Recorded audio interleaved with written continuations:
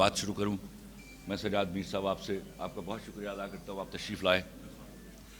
آپ کی تھپکی ہمیشہ میرے کندھے پر رہے گی اور میں کوشش کرتا رہوں گا کہ جو اللہ نے مجھے دیا ہے وہ میں جانے سے پہلے یہاں بانٹ کر جاؤں اور یہاں پر ریسیپینٹس ہوں جو اس کو اپنے پاس رکھیں اور لوگوں کو بانٹتے رہیں.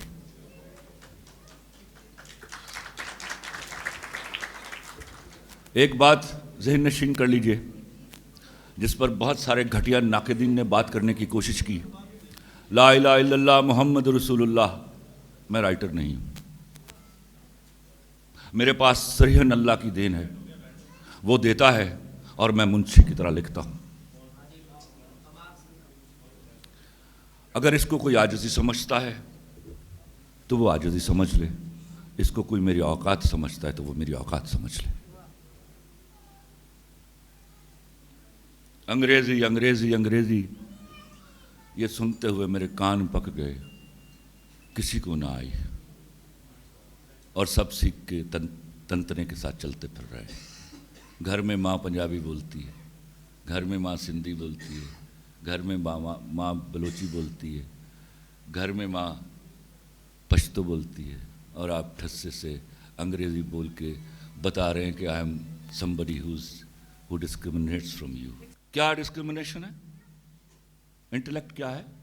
لیاقت ہے کیا انگریزی؟ 6 مہینے میں یہ زبان سیکھی جاتی ہے. آپ کیا ہیں؟ ایک زبان کے بھروسے پر اتنا تنتنا, اتنا غرور.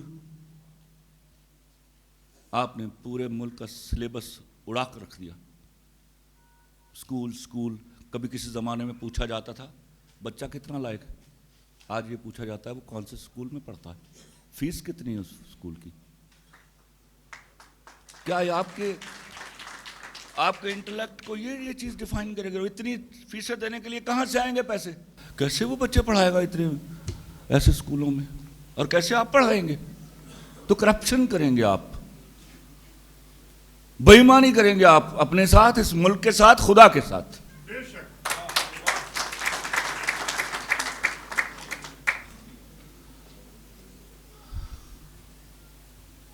میں کہانیاں نہیں سنانا چاہتا تھا پر میں اس ہپوکریٹ سوسائٹی کو اپنے بچپن سے دیکھ رہا ہوں. میں ایک غریب بچہ تھا جس کے پاس کبھی نیکر ہوتی تھی تو شرٹ نہیں ہوتی تھی, شرٹ ہوتی تھی تو نیکر نہیں ہوتی تھی. محلے کی مائیں اپنے بچوں کے ساتھ مجھے بیٹھنے نہیں دیتی تھی.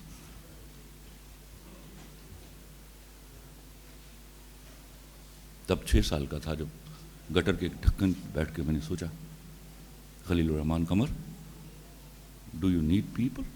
Answer came, no you don't need, you become the need of the people. And then thereafter, until now I've been guided by that 6-year-old child.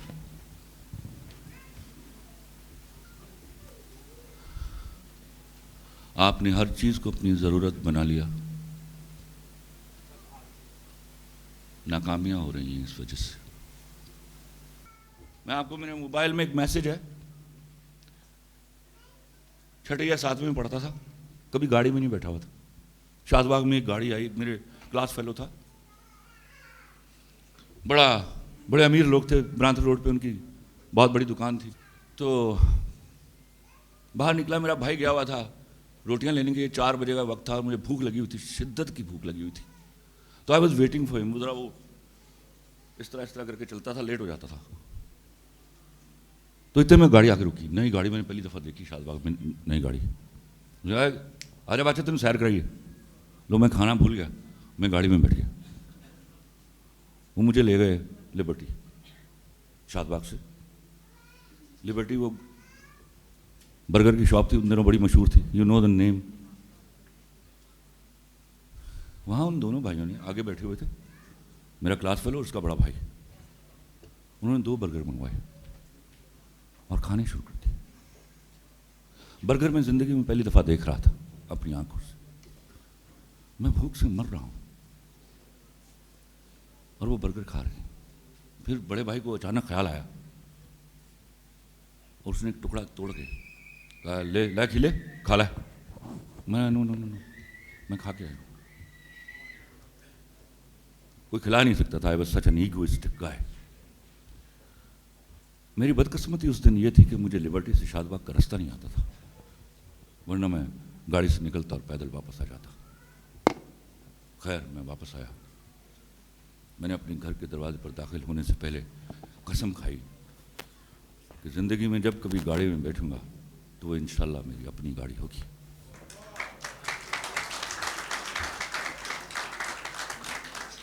پچھلے 2 ہفتوں سے ان کے مجھے فون اور میسیجز آ رہے ہیں. وہ مجھے تعارف کرا رہے ہیں کہ آپ نے پہچانا, میں یہ ہوں, میں سر خلیل الرحمان قمر ہو گیا ہوں میں اب. سر میں, میرا یہ بھائی, سر میرا یہ رشتہ دار, سر آپ کو یاد ہے آپ اس وقت بھی تھوڑا تھوڑا غصہ کرتے تھے, حالانکہ میں بڑا غصہ کرتا تھا. اب چونکہ مجھے یہ کہنا ذرا مشکل ہو گیا ہے, تو ہمارے بچے آپ سے ملنا چاہتے ہیں. میرا دل تو کرتا ہے میں ان کو انوائٹ کروں اور وہی برگر جو ہے لے کے آؤں ان کے کھانے کے لیے. مجھے تکلیف یہ بھی ہوتی ہے کہ جب اردو میں میں ٹوکتا ہوں کہ یہ کیا لفظ بول رہے ہو, تو آگے سے کہتے ہیں بات سمجھ آ گئی. تو میں حیران ہوتا ہوں یہ PUT پٹ اور CUP سب کیوں نہیں بولتے.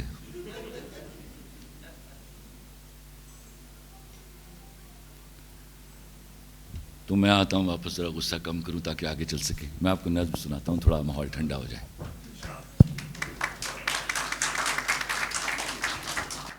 میں جب اپنے خدا سے ملوں گا یہ پوچھوں گا, میں جب اپنے خدا سے ملوں گا یہ پوچھوں گا, کن جب پہلی بار کہا تھا کون سا لفظ ایجاد کیا تھا. میں جب اپنے خدا سے ملوں گا یہ پوچھوں گا, کن جب پہلی بار کہا تھا کون سا لفظ ایجاد کیا تھا. دیکھنا اس دن ثابت ہوگا پہلا لفظ محبت ہوگا. مطلب یہ کہ بھولا نہیں ہوں. مطلب یہ کہ بھولا نہیں ہوں, یہ بھی نہیں کہ یاد آتے ہو.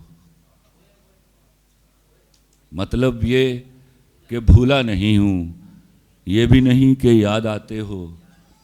پہلے سب سے پہلے تم تھے, اب تم سب کے بعد آتے ہو.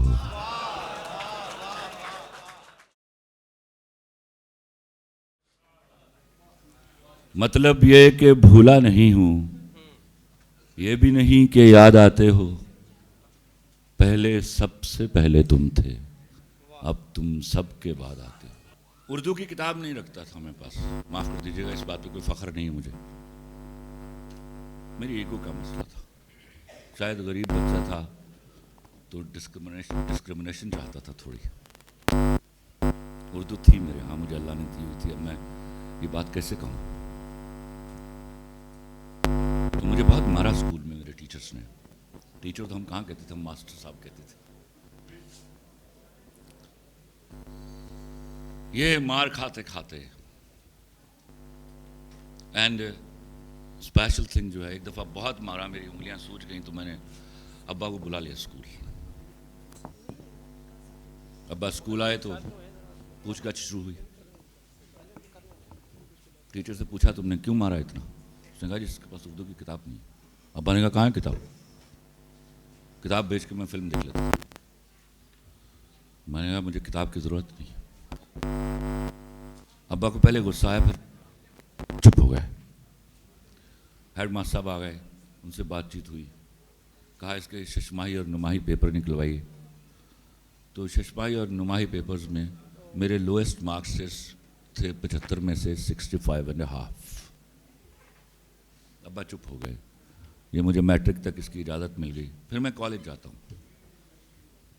ایک شخص جس کو میں یاد رکھوں گا, یاد کروں گا اور تادم مرگ یاد کرتا رہوں گا, میرا استاد ڈاکٹر احراز نقوی. کالج میں آزادی تھی. پہلا دن اردو کا پیریڈ پڑھنے کے لیے گیا. ایک خوبصورت آدمی اندر داخل ہوا, مسکراتا تھا. تو ایک سونے کا دانت نظر آتا تھا. لکھنؤ سے PhD آ کے انہوں نے رول کال کیا, انٹرو لیا اور ایک غزل سنائی میر تقی میر کی. ہستی اپنی حباب کی سی ہے, یہ نمائش شراب کی سی ہے, نازکی اس کے لب کی کیا کہیے, پنکھڑی گلاب کی سی ہے. واہ اور خلیل الرحمان کمر مر مٹا. واہ.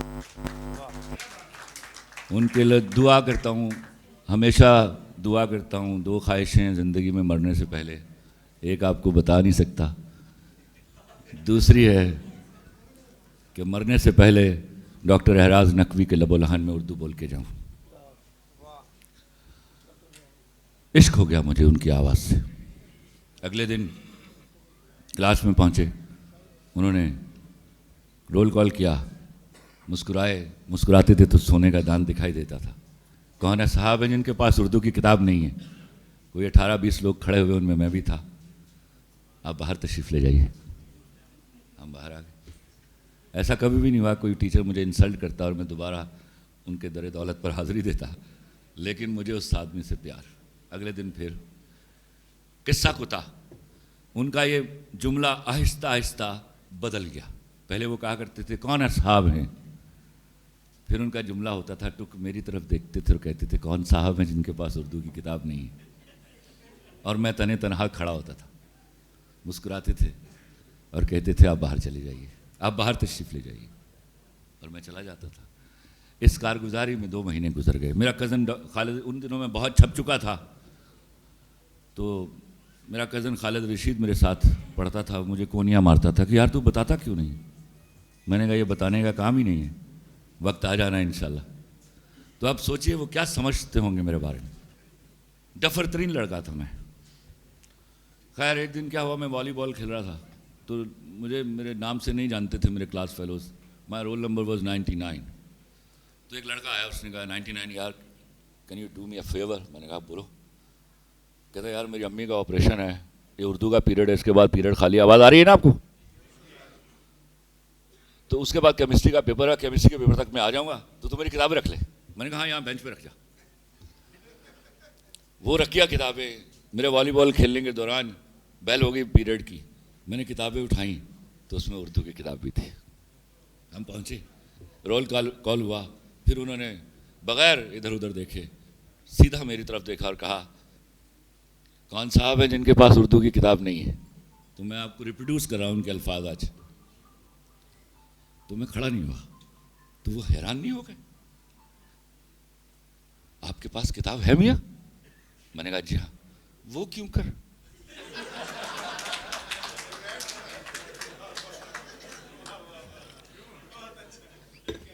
تو میں کھڑا ہوا, میں نے سارا ماجرا کہہ سنا ہے کہ یہ ہوا ہے اس لیے ہے میرے پاس.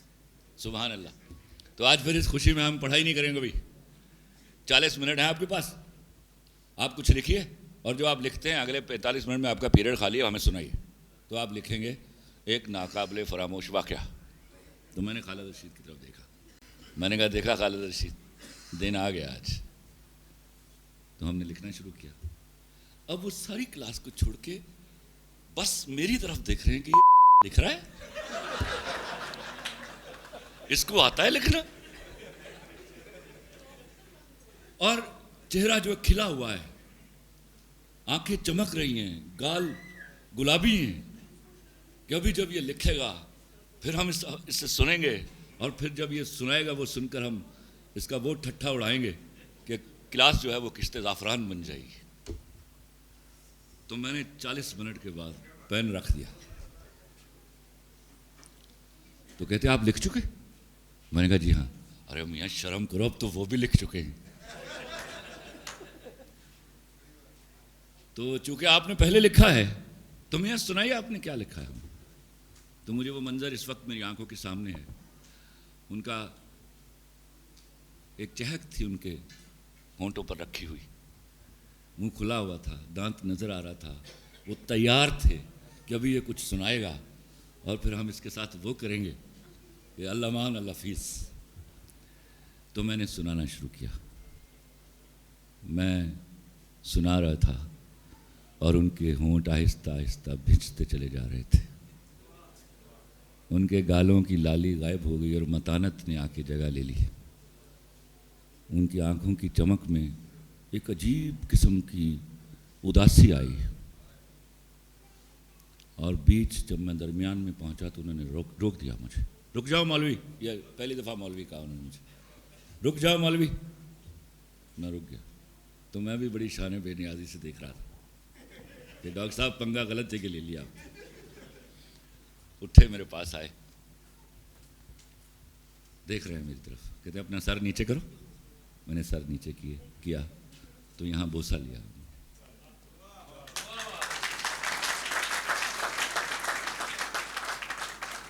کہتے ہیں جاؤ آج سے تم کتاب کی پابندی سے آزاد ہو. سر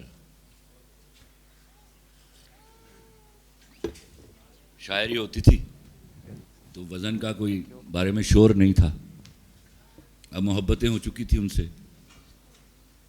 کسی نے چھٹی لینی ہوتی تھی, چھٹی میں بڑے سخت آدمی تھے تو مجھے کہتے تھے لڑکے, اور میں جا کے کہتا تھا حضور ان کو چھٹی دے دیجیے. تو کہا کرتے تھے جاؤ تمہیں 7 خون معاف ہے. تو شہرت بخاری صاحب ہمارے ڈین ہوا کرتے تھے, تو مستند شاعر تھے. میری مرقع ادب میں ان کی 2 غزلیں بھی شامل تھیں. ان میں ایک غزل کا مطلع اور مقطع مجھے آج بھی یاد ہے.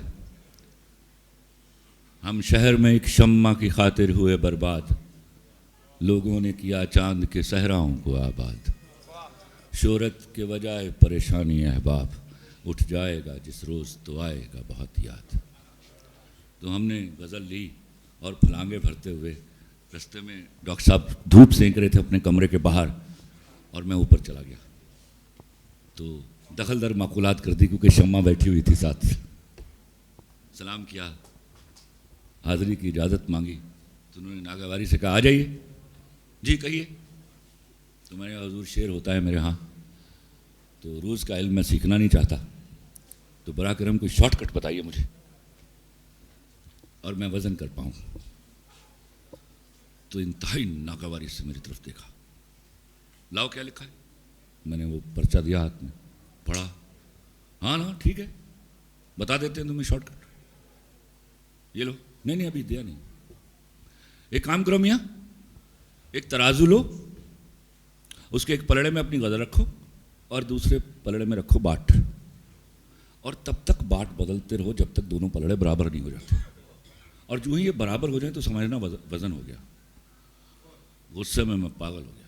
کیا خوب سر, یہ استادوں کا طریقہ نہیں ہے. استادوں کا طریقہ بھی بتانے جا رہا ہوں. ایک دفعہ تو بہت شدید غصہ آیا. پھر میں نے کہا نہیں, رتبہ استاد کا ان کا چھیننے کے انداز میں میں نے اپنا پرچہ واپس لیا اور غصے سے وہی پھلانگے بھرتا ہوا میں نیچے اترا. ڈاکٹر صاحب کے قریب سے گزرا تو آواز دی مولوی کیا ہے اتنے غصے میں کیوں. میں نے بتایا یہ ہوا ہے میرے ساتھ. تو ہنس دیے. کہتے تو تم یہ جو ہمیں زمین پر چھوڑ کر کلانچے بھرتے ہوئے اوپر گئے ہو تو ہم پر نظر ڈال دی ہوتی میاں. میں نے کہا سر آپ تو نقاد ہیں نا. ارے یار ہم دولہا نہیں بنے تو کیا ہوا, ہم نے باراتیں اٹھتی تو دیکھی. تو آئیے آپ کو بتاتے ہیں وزن کرنے کا طریقہ. کمرے میں آئیے. کمرے میں چلے گئے. جگ میں سے پانی ڈالا گلاس میں. مجھے کہا پی جاؤ تاکہ تمہارا غصہ ٹھنڈا ہو جائے. میں نے پانی پیا. دیجیے کیا لکھا. میں نے پڑھایا, مسکرایا. سونے کا وہ دانت دکھائی دیا. بولے ایک بات بتاؤ, ایک سر میں گا لیتے ہو. میں نے کہا ہاں جی گا لیتا ہوں. تو جاؤ میاں وزن ہو گیا. لا الہ الا اللہ محمد رسول اللہ. اب آپ 300 میں جہاں تک میری سماعت جاتی ہے آپ ایک حرف کی غلطی کیجئے وزن میں. یہ ہوتے ہیں استاد. استاد کو پڑھاتے نہیں آپ کو. استاد تو آپ کے اندر ہوتا ہے. آپ کا جو ٹیچر ہے آپ کا ہاتھ پکڑ کر آپ کو آپ کے اندر کے استاد سے ملا دیتا ہے.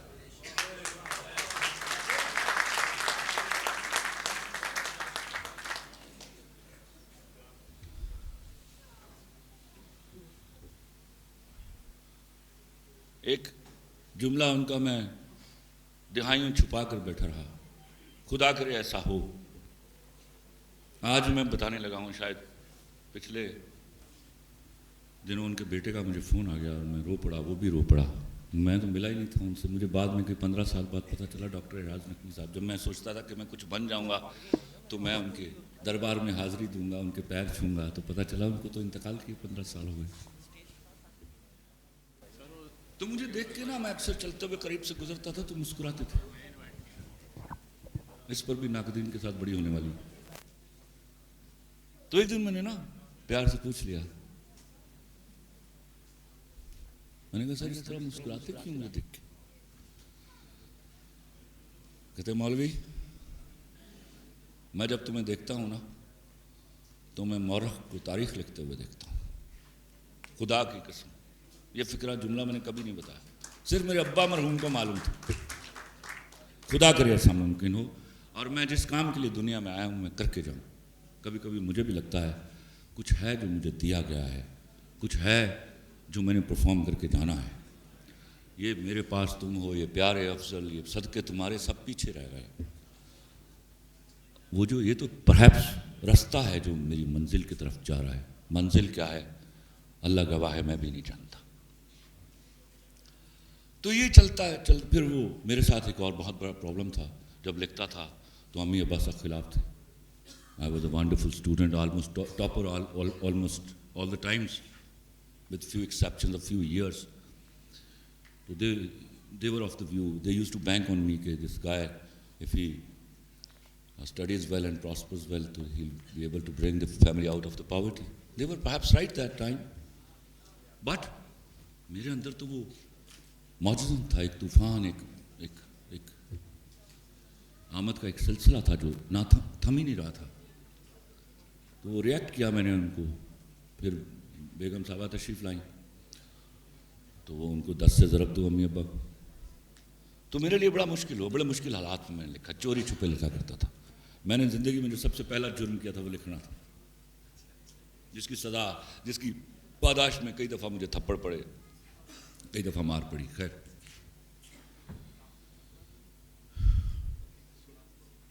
میں آتا ہوں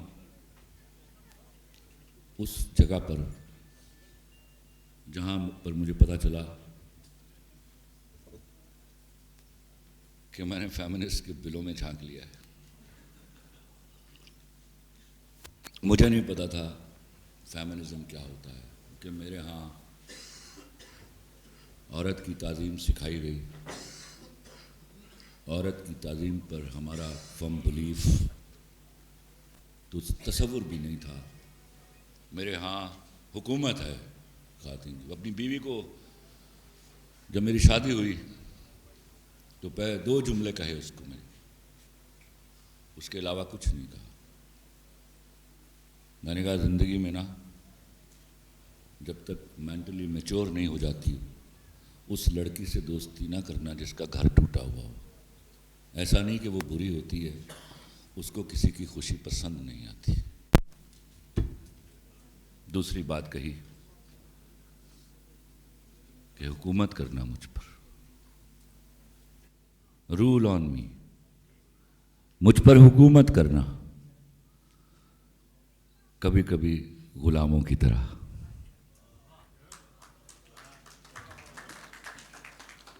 تو خدا کی قسم غلامی کا اس نے آج تک مظاہرہ نہیں کیا. وہ مسلسل حکومت کر رہی ہے اور میں رعایا کی طرح پستا چلا جا رہا ہوں. But I take pride in that. میں حیران ہوا, کسی نے نہ دیکھا. That was a deliberate effort. When I started writing میرے پاس تم ہو, I just wanted to educate the man. یار عورت اگر کوئی کسی گناہ کی مرتکب ہو رہی ہے نا تو گناہ اس کا ایکٹ اللہ اور اس کے بیچ میں رہنے دو, اس کو جانے دو, چھوڑ دو جس کا رائٹ ہے تمہارے پاس. غیرت کے نام پر اس کو تھپڑ نہ مارو, اس کا مرڈر نہ کرو. That was the main objective of writing this serial.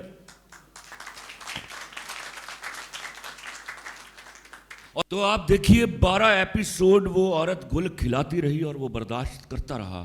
یہ تھا میسج جو خلیل الرحمن قمر دے رہا تھا. اور پھر 2 ٹکے کی لڑکی کہا گیا جس کو جامہ پہنایا گیا 2 ٹکے کی عورت کا. عورت کی جب بات کرتا ہوں تو جنرلائز کرتا ہوں. ایک لڑکی جس نے گناہ کا ایک ایکٹ کیا اس کو گالی دی گئی, اور وہ گالی بھی اس نے ڈائریکٹ نہیں دی, وہ اس کے خریدار کو بھاؤ کرتے ہوئے کہا اس نے کہ بھیا 1-2 ٹکے کی لڑکی کے لیے تم مجھے 50 ملین دے رہے تھے. پھر آتے ہیں, پتہ نہیں انہوں نے انیا دے سکول تو ایم اے کیتا ہے, میں نے 3 لڑکیاں اور بھی ہیں اس میں, وہ کیا عورتیں نہیں تھیں؟ ہیرا مانی was a role model for good women. وہ جو سلمان کی بیوی تھی, she was a working woman. ہیرا مانی was a working woman.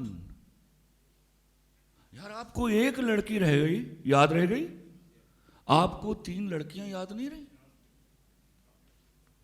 آپ لوگ borrowed economy, borrowed social setup, borrowed books, ہر چیز borrowed پہ زندگی گزارنا چاہتے ہو.